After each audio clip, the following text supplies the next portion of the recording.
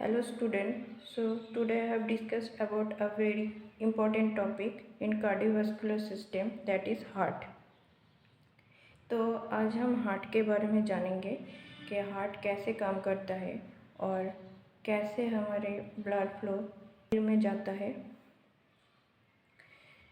ये video start करने से पहले आप ज़रूर मेरा चैनल लाइक शेयर और सब्सक्राइब कर देना, ऐसे ही और वीडियोस के लिए। Let's start. तो हार्ट एक कोन शेप्ड हॉलो मस्कुलर ऑर्गन रहता है। ये हॉलो ऑर्गन है एक एंड कोन शेप का होता है। इसका इट्स अबाउट 10 सेंटीमीटर लॉन्ग होता है और 225 ग्राम होता है वुमेन में एंड 310 ग्राम होता है मैन के अंदर। इसके जो ऊपरी भाग होता है हार्ट के, उसको कहते हैं सुपीरियर सरफेस, एंड जो पॉइंटेड निचला हिस्सा होता है जो पॉइंटेड होता है, इस पिक्चर के अंदर आप देख सकते हैं कि एक पॉइंटेड एरिया है, इसको कहते हैं एपेक्स। आप जानते हैं इसका पोजीशन। हार्ट एक ऑब्लिकली रहता है हमारा थोड़े सी कैविटी में। इस जो रिब्स के अंदर जो कैविटी होता है, इसको कहते हैं थोड़ा सी कैविटी। इन द मीडियस्टाइनम मीन्स हमारे दोनों लंग्स के बिटवीन में जो स्पेस रहता है, हमारे 2 लंग्स रहता है हार्ट के टू साइड्स में। टू लंग्स के जो मिडिल का एक गैप रहता है, इसको कहते हैं हम मीडियस्टाइनम। और हमारा हार्ट थोड़ा सा लेफ्ट साइड में ज़्यादा रहता है हमारा हार्ट का पार्ट। और हमारा हार्ट का एपेक्स 5th इंटरकॉस्टल स्पेस में देखा जाता है। इंटरकॉस्टल स्पेस मीन्स दोनों रिब्स के बिटवीन में जो जगह होती है, उसको बोलते हैं हम इंटरकॉस्टल स्पेस। ऐसे ही हम काउंट करते रहेंगे 1 2 3 4 5। हम देख सकते हैं कि 5th इंटरकॉस्टल स्पेस में जाकर हमारा एपेक्स दिख रहा है। हमारा 5th इंटरकॉस्टल स्पेस में हमारा एपेक्स रहता है। और हम ऊपरी में कैसे है हम देखेंगे। अगर कोई देखना चाहे हमारे, तो कहाँ पे स्टेथोस्कोप रखेगा हमारा निप्पल लाइन के थोड़ा सा नीचे, और हमारा जो मिड लाइन है बॉडी का, उससे थोड़ा करीब में रखने से हम हार्ट साउंड फील कर सकते हैं, सुन सकते हैं। मिड लाइन यानी कि इसको आप देख सकते हैं पिक्चर में, इसको मिड लाइन कहते हैं। इसके लेफ्ट साइड में जो निप्पल लाइन है हमारा, उसका ठीक नीचे और मिड लाइन के थोड़ा पास हम सुन सकते हैं। और इसका ऑर्गन्स क्या क्या होता है इन्फेरियरली, इसका भाग में क्या क्या रहता है। ग्रेट ब्लड वेसल्स रहता है, एओर्टा रहता है, यानी कि हमारा जो हार्ट है इसके ऊपरी भाग में, हमारा जो हार्ट है इसका ऊपरी भाग में रहता है ग्रेट ब्लड वेसल्स रहता है, जैसा कि एओर्टा, सुपीरियर वेना कवा, पल्मोनरी आर्टरी, पल्मोनरी वेन्स।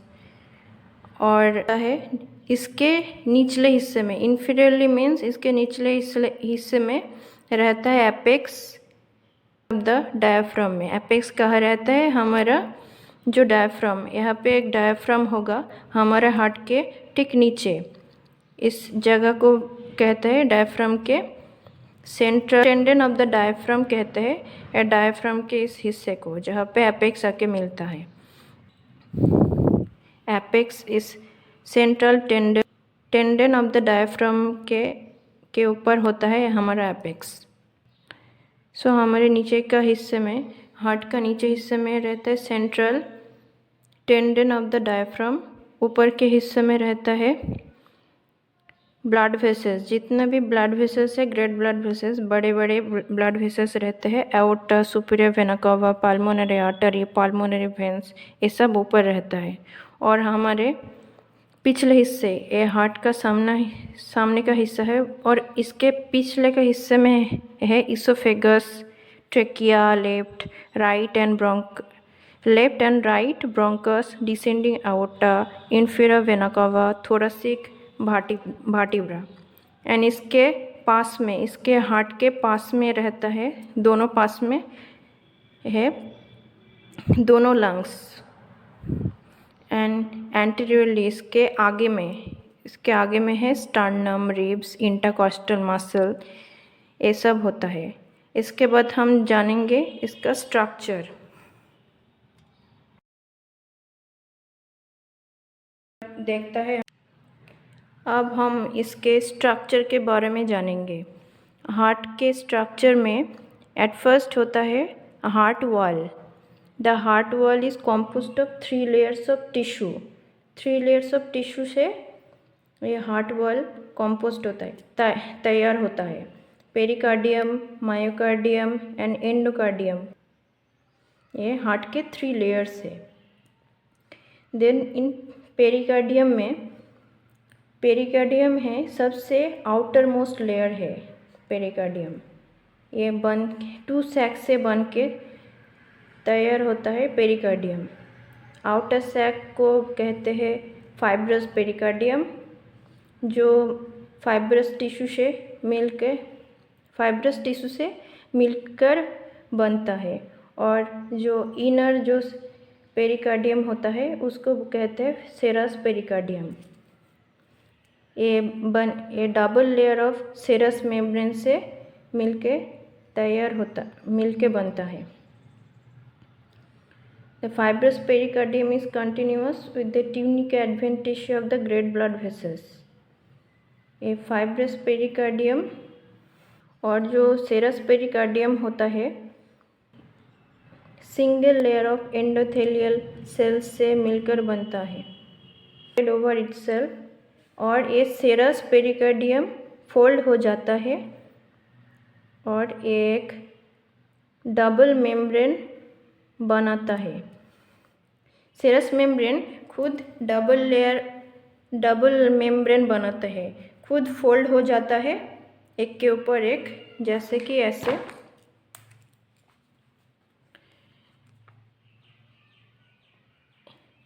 यानी कि एक लेयर होता है मेम्ब्रेन का और ये ही डबल लेयर बनाता है फोल्ड होकर हार्ट के ऊपर।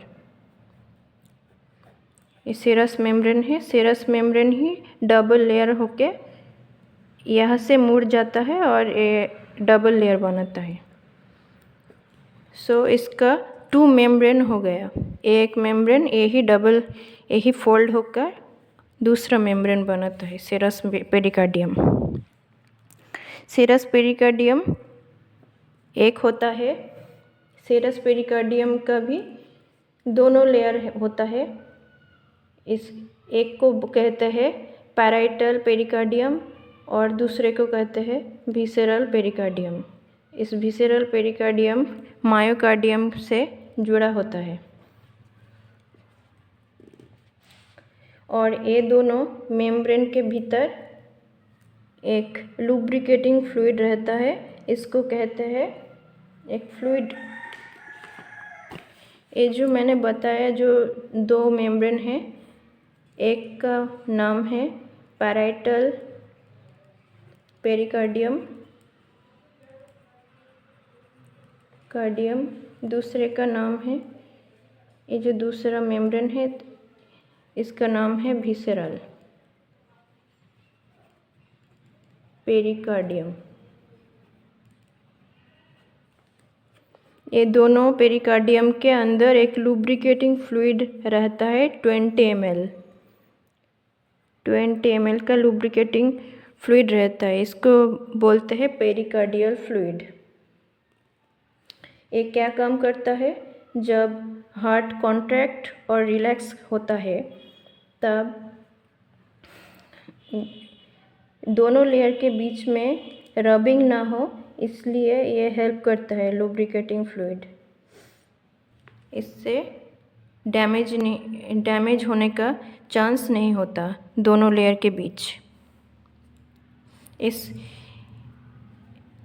मैं पेरिकार्डियम में बोला एक फाइब्रस लेयर होता है, फाइब्रस पेरिकार्डियम होता है। इसके नीचे होता है सेरस पेरिकार्डियम। ये दोनों लेयर को एक साथ बोलते हैं सेरस पेरिकार्डियम। सेरस पेरिकार्डियम 2 लेयर में डिवाइडेड होती है, पैराइटल पेरिकार्डियम और दूसरा विसेरल पेरिकार्डियम। और ये दोनों लेयर के पैराइटल और विसेरल के बीच में होता है 20 ml लुब्रिकेटिंग फ्लूइड। यानी ये क्या हेल्प करता है, दोनों लेयर्स रब ना हो एक के साथ दूसरा, इसलिए ये हेल्प करता है lubricating fluid as a lubricating fluid. और ये कितना रहता है 20 ml। देन हम अब डिस्कस करेंगे मायोकार्डियम के ऊपर। मायोकार्डियम क्या होता है? मायोकार्डियम होता है ए स्पेशलाइज्ड कार्डियक मसल। ये मायोकार्डियम लेयर ही होता है जो हार्ट मसल, हार्ट के जो मेन मसल होती है, हार्ट जिस मसल से बन के तैयार होता है वही है मायोकार्डियम लेयर की muscles. Myocardium is composed of specialized cardiac muscle found only in the heart। Heart में ही पाया जाता है उस मसल जो दूसरे कोई बॉडी पार्ट्स में नहीं पाया जाता है इस मसल को। ये मायोकार्डियम एक हार्ट मसल से बन के तैयार होती है। It is a second part होती है, सेकेंड लेयर होती है हार्ट की। It is striated like skeletal muscle but is not under voluntary control। इसको स्ट्राइटेड होती है स्केलेटल मसल जैसा। स्ट्राइटेड मीन्स क्या होता है? अगर ये मसल है, मसल फाइबर्स है, तो यहाँ पे कुछ दाग दिखने को मिलेगी आपको, ऐसे इसको स्ट्राइटेड बोलते हैं। ये स्केलेटल मसल में भी देखने को मिलेगा आपको और हार्ट मसल में भी और हार्ट मसल में, ये दोनों मसल में स्ट्राइटेड यानी कि ये दाग दिखाई देगी मसल फाइबर्स में, मसल सेल्स में, या ऐसे ही स्ट्राइटेड देखने को मिलता है। ये दोनों में ही रहता है, स्केलेटल मसल में भी और हार्ट मसल में भी। बट इन दोनों मसल्स में डिफरेंस ये होता है कि स्केलेटल मसल को आप कंट्रोल कर सकते हैं, यानी कि वो वॉलंटरी कंट्रोल के अंदर रहता है, पर हार्ट मसल को आप कंट्रोल नहीं कर सकते। वॉलंटरी नहीं है, इनवॉलंटरी होता है कार्डियक मसल। इनवॉलंटरी होता है यानी कि हम उसको कंट्रोल नहीं कर सकते हमारे इच्छा शक्ति के द्वारा। हम हमारे माइंड के द्वारा हम कंट्रोल नहीं कर सकते, पर हम हाथ हिला सकते हैं। हम जब भी चाहे हम हमारा हाथ को कंट्रोल में रख सकते हैं। हम जब चाहे हमारा हाथ को कंट्रोल कर सकते हैं। मैं उंगली हिला पा रही हूँ, मैं जब चाहूँ मैं कॉन्ट्रैक्ट कर सकती हूँ, रिलैक्स कर सकती हूँ। मेरा कंट्रोल में है मेरा हाथ, पर किसी का भी हार्ट उसके कंट्रोल में नहीं रहता है, वो इनवॉलंटरी है। वॉलंटरी मीन्स जो हम कंट्रोल कर सकते हैं, यानी कि स्केलेटल मसल हम कंट्रोल कर पा रहे हैं।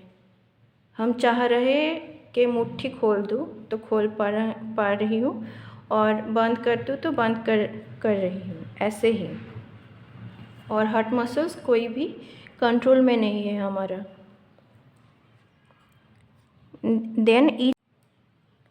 तो हम अभी तक जान पाए हैं कि मायोकार्डियम हार्ट मसल के एक बहुत ही इम्पोर्टेंट लेयर होती है, ये मिडिल लेयर होती है मायोकार्डियम।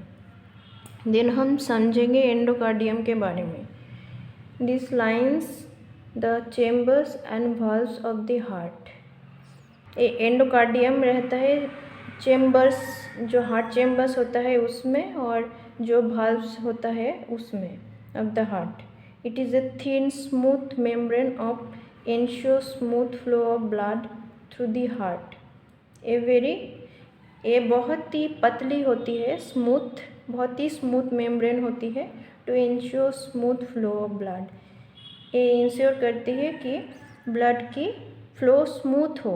इंश्योर, जो ब्लड की जो फ्लो है वो बहुत ही स्मूथ हो, ये इंश्योर करती है। इसके लिए वो बहुत ही पतली होती है और बहुत ही स्मूथ मेम्ब्रेन होती है थ्रू दी हार्ट, हार्ट के अंदर। और हार्ट के सबसे इनर मोस्ट लेयर होती है ये एंडोकार्डियम, सबसे अंदर हार्ट के ये होती है।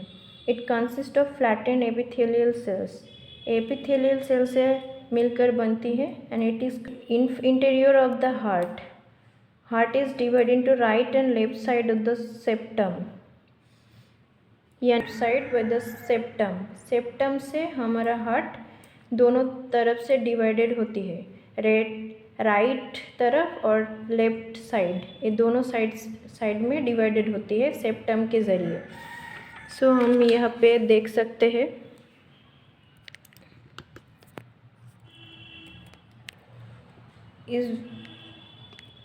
इस पिक्चर में हम देख पा रहे हैं कि इसको हम सेप्टम कहते हैं, क्योंकि ये हमारा हार्ट को लेफ़्ट साइड और राइट साइड दोनों में डिवाइड कर रही है। और आप हमेशा याद रखना कि आप जिस तरफ से बैठे हो, आपका मान लीजिए आपका जो साइड पिक्चर के साइड में होगा वो पिक्चर के साइड उसका उल्टा होगा। एग्जाम्पल में मेरा लेफ्ट साइड होगा पिक्चर का राइट साइड। समझ पा रहे हो क्या बोलना चाह रही हूँ मैं? मेरा जो राइट साइड होगा वो पिक्चर में होगा लेफ्ट साइड, और मेरा जो लेफ्ट साइड होगा, लेफ्ट हैंड होगा, वो इस पिक्चर में होगा राइट साइड। यानी कि इसका विपरीत होगा, इसका उल्टा होगा। मेरा राइट साइड इस हार्ट के पिक्चर का लेफ्ट साइड, और मेरा लेफ्ट साइड इस हार्ट के पिक्चर का राइट साइड होगा। सो यहाँ पे इस पिक्चर में जो सेप्टम है, ये दोनों लेफ्ट साइड और राइट साइड ये दोनों में डिवाइड किया है, तो इसको कहते हैं हम सेप्टम। यही बताया गया है। पार्टीशन जन्म के बाद हमारा ब्लड इस सेप्टम को क्रॉस नहीं कर पाता है। Each side is divided by atrioventricular valve into the upper atrium and the ventricle। हमारे जो हार्ट है, atrioventricular valve into the upper atrium, हमारा जो हार्ट है वो एट्रोवेंट्रिकुलर वाल्व, यानी कि ये वाल्व को कहते हैं एट्रोवेंट्रिकुलर वाल्व, यानी कि ये दोनों पोर्शन को डिवाइड किया है। एक है एट्रियम, इसको कहते हैं एट्रियम, और इसको कहते हैं वेंट्रिकल। सो ऐसे ही एट्रियम और वेंट्रिकल को डिवाइड किया है कौन सा वाल्व ने? एट्रोवेंट्रिकुलर वाल्व। यानी कि ऐसे ही लेफ्ट एट्रियम को और लेफ्ट वेंट्रिकल को भी एक एट्रोवेंट्रिकुलर वाल्व ने डिवाइडेड किया है, इसको कहते हैं एट्रोवेंट्रिकुलर वाल्व। सो ये दोनों को ही एट्रोवेंट्रिकुलर वाल्व कहते हैं, यानी कि ये एट्रियम और वेंट्रिकल को डिवाइडेड किया है, इसलिए इसको एट्रोवेंट्रिकुलर वाल्व कहते हैं। सो राइट साइड के जो राइट एट्रियम और राइट वेंट्रिकल को जो डिवाइडेड किया है वो है राइट एट्रोवेंट्रिकुलर वाल्व, यानी कि ट्राइकस्पिड वाल्व। और जो लेफ्ट एट्रियम और लेफ्ट वेंट्रिकल को डिवाइडेड किया है, इसको कहते हैं लेफ्ट एट्रियो वेंट्रिकुलर वाल्व यानी कि माइट्रल वाल्व। आशा करती हूँ आप सब समझ गए। और भी कोई डाउट हो तो आप कमेंट सेक्शन में बता सकते हैं, मैं डाउट सॉल्व कर दूँगी।